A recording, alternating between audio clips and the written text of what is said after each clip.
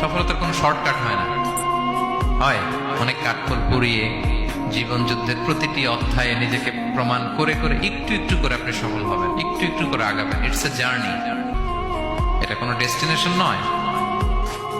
এবং সফল হওয়ার পথ পরিক্রমায় কোনো লিফট নেই, সিঁড়ি বেয়ে উপরে উঠতে হয়। কি বেয়ে?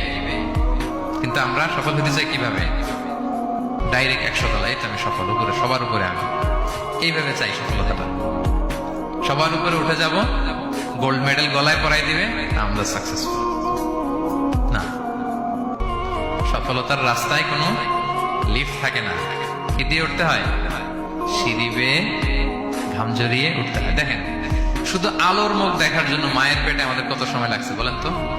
জাস্ট একটু লাইট, হ্যাঁ, 9 মাস 10 মাস সময় লাগছে শুধু একটু আলো দেখবো আমরা। একটু আলোর মুখ দেখার জন্য আমার লাগছে 9 মাস।